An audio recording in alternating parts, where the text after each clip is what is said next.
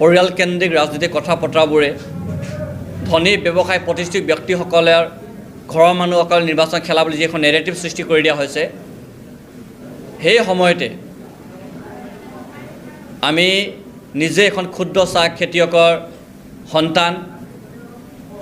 সেই পৰিয়ালৰ পৰা ওলাই আহি যোৱা 10টা বছৰ ছাত্ৰ সংগঠনত আমি সংগ্ৰাম কৰিছিলোঁ। কেৱল মাত্ৰ মাৰ্ঘেৰিটা সমষ্টি বুলিয়েই নহয়,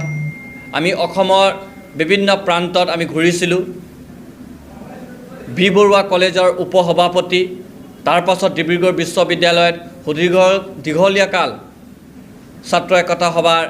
সাধাৰণ সম্পাদক, কা আন্দোলনৰ প্ৰথম পুলিচ কেছ খোৱা ব্যক্তিৰ পৰা NIA কেছ, তাৰ পৰৱৰ্তী সময়ত ছাত্ৰ মুক্তি সংগ্ৰাম সমিতিৰ 2টাকৈ কাৰ্যকাল, সাধাৰণ সম্পাদক হিচাপে আমি নেতৃত্ব বহন কৰিছিলোঁ।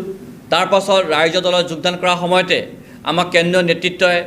আমাক খুব স্পষ্ট আশা আৰু ইংগিতেৰে কৈ দিছিলে যে মাৰ্ঘেৰিটা সমষ্টিত যদি ৰাইজৰ ভেটিয়ে শক্তিশালীভাৱে কাম কাজ কৰিব পাৰিব, যদি মাৰ্ঘেৰিটা সমষ্টিৰ চুকে কোণে আপোনালোকে যদি কমিটিবোৰ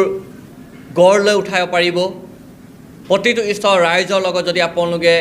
পলিটিকেলি হওক বা সামাজিকভাৱে কাম কাজ কৰি মেলি আগবাঢ়ি যাব পাৰে, আৰু যদি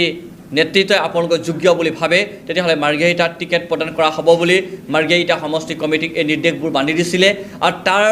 কথাবোৰক সন্মান জনাই আমি আখৰে আখৰে এই কথাবোৰক পালন কৰিব চেষ্টা কৰিছিলোঁ।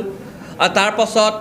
বিশেষকৈ মাৰ্ঘেৰিটা সমষ্টিৰ ৰাইজৰ দলে যিধৰণে পঞ্চায়ত নিৰ্বাচনৰ ফলাফলবোৰ দিবলৈ সক্ষম হৈছিলে, পৰাজয় বহন কৰিছিলে, কিন্তু নতুন এখন ৰাজনৈতিক দল হিচাপে আত্মপ্ৰকাশ কৰা দল হিচাপে আৰু বিশেষকৈ মাৰ্ঘেৰিটা সমষ্টিত একেবাৰে নতুন এখন দল হিচাপে যি ধৰণে ভোট পাবলৈ সক্ষম হৈছিলে, প্ৰায় 26% ভোট পাইছিলে, 26%, 22,000কৈ অধিক ভোট পাইছিলে, য'ত 96,000 পুলিং হৈছিলে। গতিকে সেই কষ্টৰ বিনিময়তে ৰাইজৰ দল মাৰ্ঘেৰিটা সমষ্টিৰ কষ্টৰ বিনিময়ত মাৰ্ঘেৰিটা সমষ্টিক ৰাইজে দিয়া বিপুল সঁহাৰি, মৰম আৰু চেনেহৰ কাৰণে আজি ৰাহুল চেত্ৰী এখন ক্ষুদ্ৰ চাহ ব্যৱসায়ৰ সন্তান, যাৰ পিতৃ কোনো কোটিপতি নহয়, যাৰ পিতৃ বা মাতৃ আজিলৈকে ৱাৰ্ড মেম্বাৰ পৰ্যন্ত হ'বলৈ পোৱা নাই, সেই ঘৰৰ সন্তানটোৱে আজি মাৰ্ঘেৰিটা সমষ্টিৰ দৰে এক ঐতিহাসিক সমষ্টিত আমি টিকেট পাবলৈ সক্ষম হৈছোঁ। গতিকে মাৰ্ঘেৰিটা সমষ্টিক লৈ আমি